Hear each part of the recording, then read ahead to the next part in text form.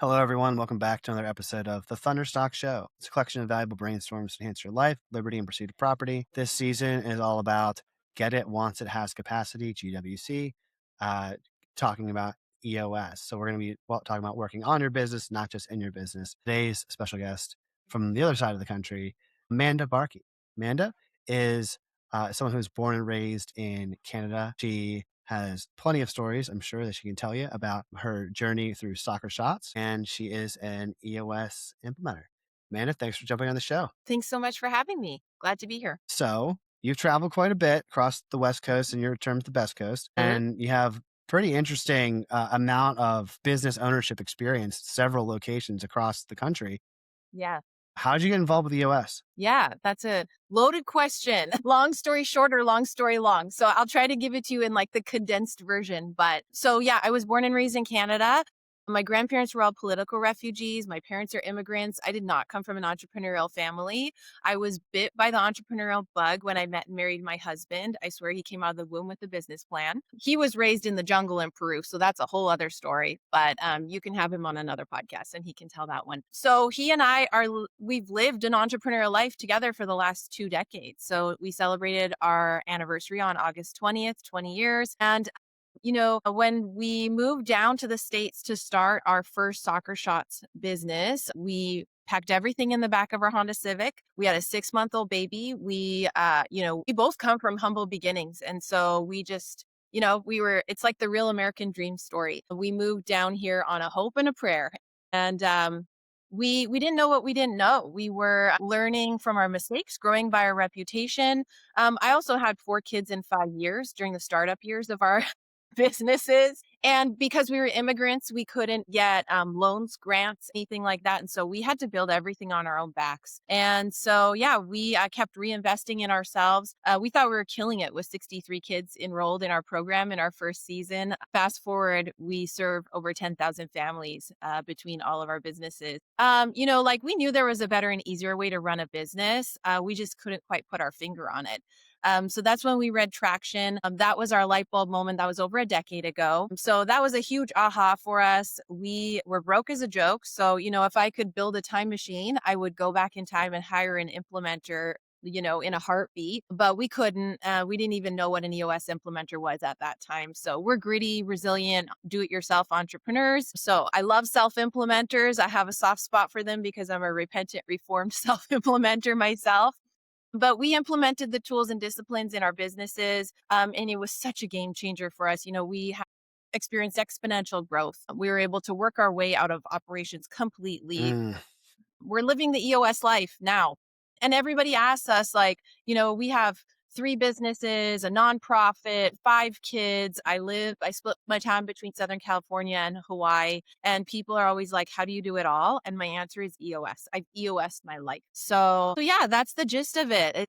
That's my journey in a nutshell. I wouldn't trade it for the world. It's been such an incredible journey. Definitely roller coaster. It's not all sunshine and roses, but I'm now as a full-time certified EOS implementer, I'm doing my life's most fulfilling and rewarding work. And I speak from experience. Everything I teach is an experience share. And it's such a joy for me to help other entrepreneurs get a grip on their business so that they can run a better business and live a better life, whatever that looks like. We could talk for another hour just on For unpacking the sure. story in that 3 or 4 minutes, but what I will say that really stood out was that you transitioned from really the trenches, right? Right. You said 5 children at one point when you got started, and you started just bootstrapped and just really a Mhm. dream and a lot of sweat and perseverance, and then you ended up in the owner's box because you have Mhm. several businesses and nonprofit, and you're Right. doing the EOS implementer thing full time now. What was the determining factor? How, I guess, when you got from working in your business, key example, to then getting elevated to the owner's box to work on your business's portfolio, like what was that transitionary period like? I don't think there was a transitional period. I think that it was, we transitioned multiple times over the course of time. It's like a continual thing, right? Like, so when I, now I'm in, I'm, professional certified EOS implementer. So I work with teams and we're constantly, restructuring, systemizing, like trying to figure out what that looks like for my clients. And I did that and I'm still doing that continually through all of my businesses, even my EOS implementing practice, right? I run my implementing business on EOS. And when, the ultimate tool for structure is accountability chart. Gina likes to say the root of all evil lies in the accountability chart. And that's where GWC Interesting. lives, right? So we'll talk about that more later. But I think when I teach accountability chart with my clients, I always tell them like think 6 to 12 months out. What is the Right. best and right structure we need for the next 6 to 12 months to get us to where we want to go? And I think that's always what we did. My husband and I always, we just took the next right step. Like we didn't need to see the whole staircase to take the next right step. We were just like, okay, next 6 to 12 months, like, how do we do this? What do we do to get us to where we want to go? And like a lot of the entrepreneurs, a lot of the founders, owners, visionaries that I work with have a really hard time letting go of the vine Mm, for whatever reason. I do not. I love letting go of the vine. That's like one of my favorite things to do because, I've seen how powerful it is when you let go of the vine, and obviously you can't let go of the vine until you have 100% of the right people in the right seats. You can't trust anybody to do the things you need them to do if you don't have the right people in the right seats. So that makes it really hard to trust letting go of the vine, right? But like when you do and when you can, it's so powerful, and it allows you to reach new heights, right? Because you can delegate to elevate to your unique ability, your genetic encoding, and we've done that so many times over. I think that the key, like the key turning point for us was when we read Traction and we implemented it in our business in the beginning for the very first time, was really creating an actual leadership team and then figuring out how to work our way out of operations, right? When we created that accountability chart for the first time, like with most people, we were sitting in multiple seats.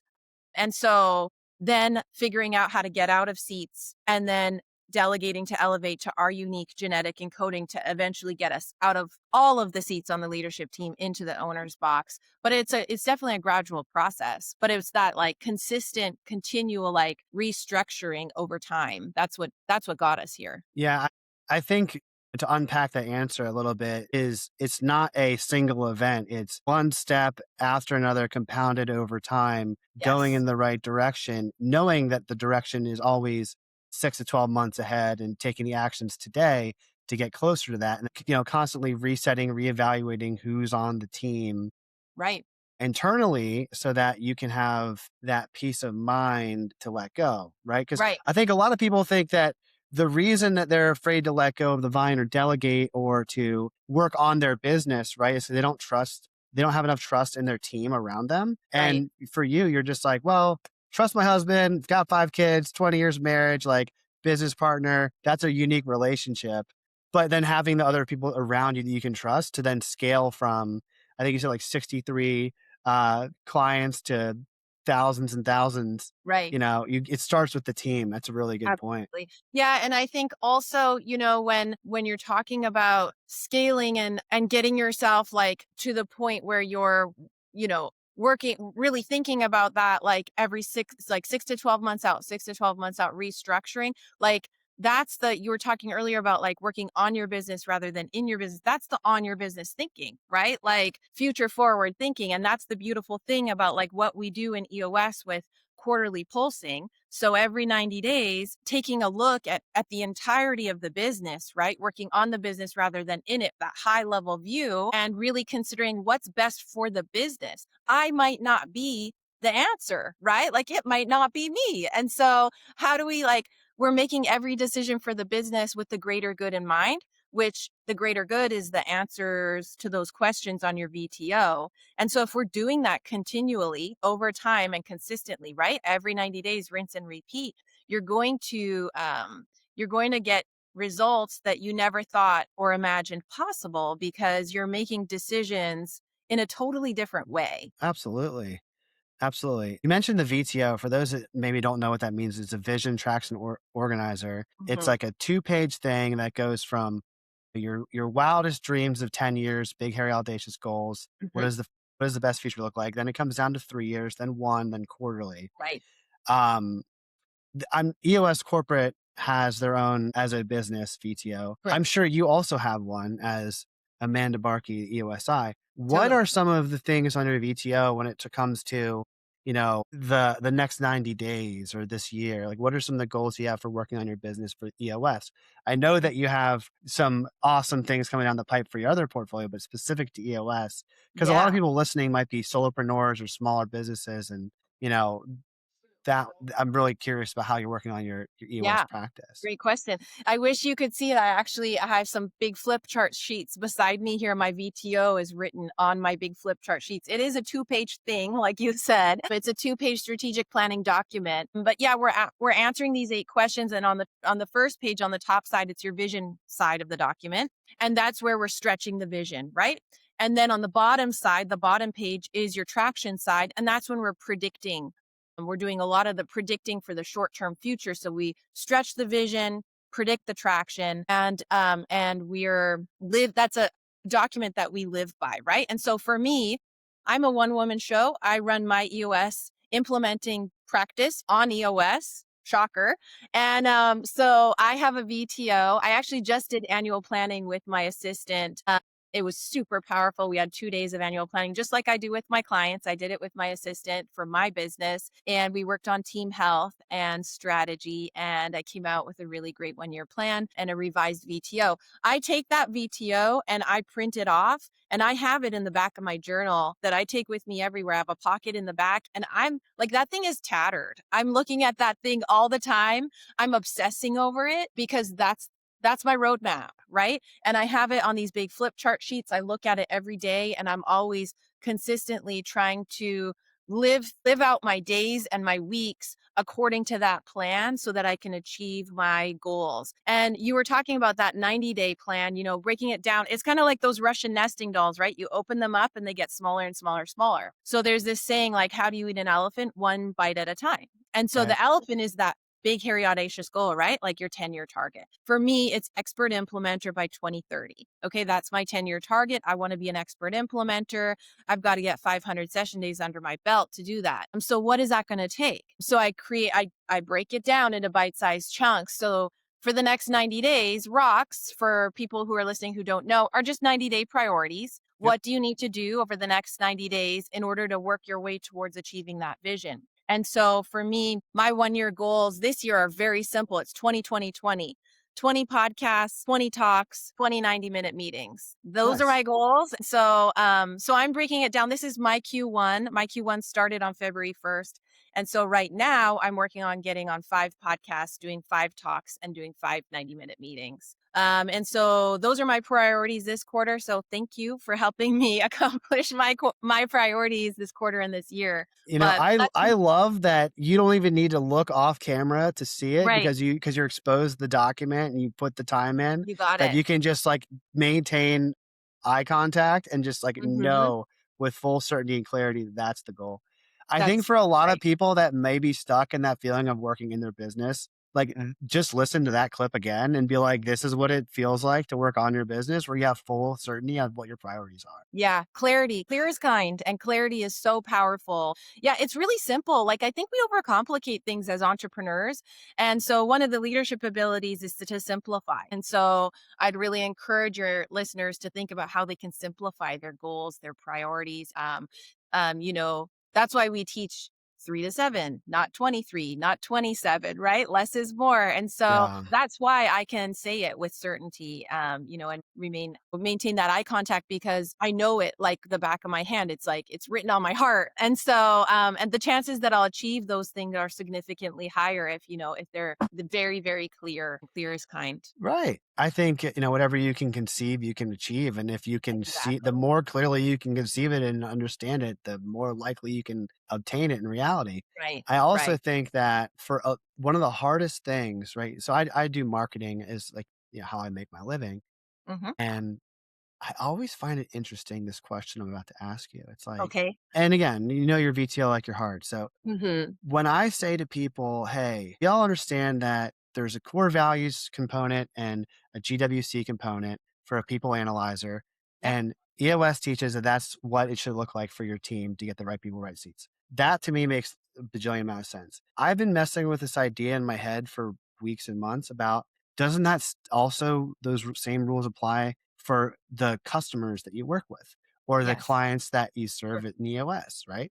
Like you don't want to just work with anyone Mhm. as your client. You want the ideal, the for marketers, it's ideal client profile. But Yep. for EOS, I look at it as like who GWC's the seat. So Oh, for sure. like what type of client? You don't want to just have five random, meetings, 90-minute sessions. Who then would you like to sit across the table in those Yeah. five this quarter? That would be like Yeah. So like I said earlier, my life is very full. I'm a busy person. And so I have 3 businesses, 5 kids.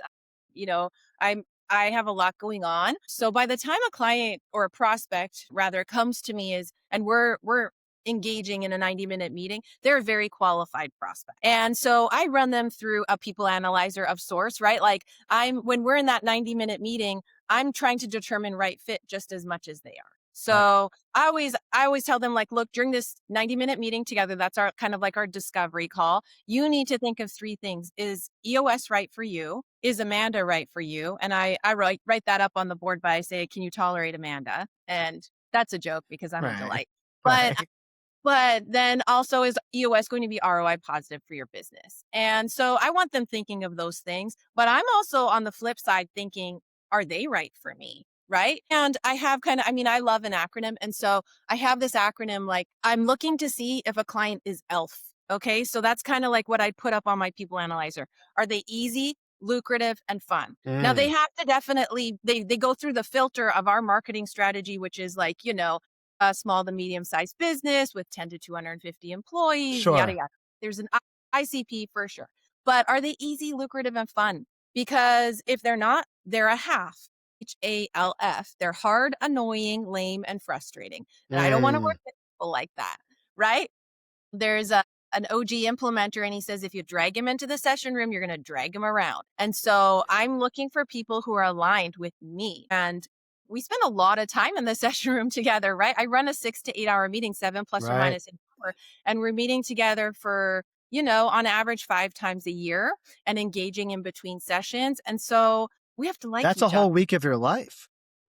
That's a right? lot of investment. Right. Yeah. And so I'm looking for right fit just as much as they are. And I have a filter that I kind of But I put l this. I love the fact that you use the acronyms, right? You're either an elf or you're a half, Right, exactly. and, like, it's clear as day, and to your point, like, I think a lot of people get tripped up with this question that I ask and kinda get, like they're like, "Oh, well," they might say what EOS's, marketing strategy is. "Oh, they're industry agnostic, and then, they're hunger to grow and, what we Sure. go." Like, that's like, yeah, everyone says that, but they don't have elf or half, and they don't sometimes they don't consider like, non-EOS implementers, if I talk to this with their ICP, they're like, oh, well, it has to be in this one particular industry. I'm like, well, can Hmm. it be in this one? Or, oh, we do every industry. I was like, okay, are your client lists right now in every industry? No, we mostly do legal firms or accounting firms. Well, then you're not in every industry, Right. right? So, no, I appreciate that answer. That's really good. Yeah, and I think, I ICP is an ideal customer profile, right? Right. So that's the ideal. That doesn't mean that you're going to not work with clients outside of the ideal. I've worked, this is not necessarily a target market client for me, but I've worked with clients who are nonprofits. I've also worked with clients, who have 1,000 employees and they're doing like $40 million gross revenue. That might not be necessarily like ideal for EOS, but I'm not either. I'm a one woman show and the EOS tools work for me in my business. I've EOS my life. And so like we have family core values. We have a family VTO. Like we run our family on EOS and we're not ICP. And so, I think that's something worth considering is like ICP is ideal, but that doesn't necessarily mean that what you do can't work for people outside of that. Right. But it's really important to think about what aligns with you personally also, right? Like, because like I said, you're spending a lot of time together. And so When just you do because the they're ideal doesn't organizational mean health checkup, how Mhm. many how many people are like, "Darn, I didn't score 100%." It's like if you get an 80, you're pretty healthy, Right. right? Like, Exactly. the goal is realistic and positive and going in the right direction. The goal's not perfect. if the standard was perfect, then no one would ever do anything. Right. Don't let perfection paralyze you. Absolutely. It's a big that's a big thing for me for sure. So I also love the emphasis that you have on core value. You're a very self-aware person, I can tell. What are some of the things that you look for in the personality of somebody that makes them fun or makes them Yeah. easy? Like lucrative, that makes sense. Like, can we make Sure. an impact? Like, is there going to be ROI if these things obtain? Versus like there's some businesses that, maybe they have 10 employees, but they're doing 700K and top line revenue and they're barely getting by. Like that one is a clear, but Yeah. but what makes somebody fun and easy? Yeah. I'm looking for people who are open, honest, vulnerable. They're more afraid of the status quo than they are of change. They are vulnerable with themselves and with people around them. I'm looking for people who are respectful, appreciative, right? So no egos. Like that's what I'm looking for. And I have a really good intuition. I mean, you can call it intuition, gut instinct, Holy Spirit, whatever you want to call it. Like I listen to that really well. And so I know when people are that. And I don't want to work with what's not that because I have and it's really painful. And so I'm looking for people who are like that. And I can pick up on it pretty quick. I recently did a 90-minute meeting with this guy and he's a celebrity chef, a restaurateur, right? Like, kind of famous and you would think that ego would just be off the charts and we're in the 90-minute meeting and so humble, letting everyone speak before him, being open and honest and super candid and vulnerable with everybody around him. And so I'm observing that, right? Especially coming from the founder, owner, visionary, like the leader. So very observant and I'm looking for that kind of stuff when I'm observing leaders when we're in those types of like right fit meetings. And I pick up on it pretty good. Yeah, and I'm sure that the 20 years of experience that you have doing it day by day, living the life definitely help. I know someone that's been in entrepreneurship for about a decade, a little bit longer. I don't know who's counting. That when I would talk to either prospects or other people, business partners, or Mhm. whatever that would look like in a setting when I was younger, I was always just like, "Please like me." Like Sure. I'll say anything, like, "Let's do business together," like, "I wanna help you." "Oh, you have these requests that are way out of scope or not Sure. what I do?" "Yeah, I'll say yes," in the beginning, and then as I got older, I had a conversation not long ago, and they're like, "Oh, is this a sales pitch?" And I was like, "I don't know. Do you need help? Because Right. if you don't have this pain, then no, it's not a sales pitch. I just wanna help you, whatever that looks like. I don't need your business, you know?" Right. I'm not in the game of convincing. No. And I don't need to. EOS, it's so powerful. I don't need to convince anyone to do anything. The power is in what I teach. But yeah, there's definitely been a point in time where in business, I'm like, oh, you've got money and you've got a pulse. Like, cool, let's do this. Right. But then I get burned down the line and I've learned from that. And so I am more selective because, you know, first of all, like I've learned, no is a full sentence. No, Yeah, right? that's it. You can say It's the shortest sentence you can say. No, period. and it's okay to say that's not for me, right? Mhm. And so also what you say yes to, when you say yes to something, you're saying no to something else. And I've learned the hard way too. Like Mm. I might be saying no to my kids. I might be saying no to myself. And so I'm really careful about what I say yes to because I know I consider the cost, right? Well, And so you have to be really careful about that. there's 2, like, main things, right? Because there's the ideal client, and then you're very aware of what's not the ideal, and I think you do Yes. a very good job with discernment of saying, "This is not it," and by being Right. able to say no, then you make room for yes, and then when you make Right. room for yes, I think the same thing applies to the theme of working on your business versus in your business. It Yes. makes sense for people when they're at early stages, whether it's just getting started or maybe they just haven't taken the time to take that 30,000-foot view and analyze and ever work on their business before. Totally. Makes sense for them to say yes to everything because they don't know what they should say no to. Right. So I think what I'm learning from you, Amanda, is like working on your business is a gradual process, like is a gradual thing that doesn't happen overnight, like flipping the switch. But Right. once you take the steps and you follow the process and you like commit, you'll get there. Right. And that's where clarity comes in again. Like, and you only get that. I teach a tool called Clarity Breaks. Uh-huh. and they protect your confidence and they help you to get clear on all of that kind of stuff. It's the working on your business stuff that's really going to help you. A lot of entrepreneurs don't take the time to slow down and work on their business because they think their business is going to suffer if they're not like working in it, go go go. But the I have found the more that I take the time to cultivate my inner world, the more it shows up in my outer world Mm. and the more it pays off. And it's so interesting. The longer and more I do this work, the more I see it show up and pay off. And so I encourage my clients to do the same.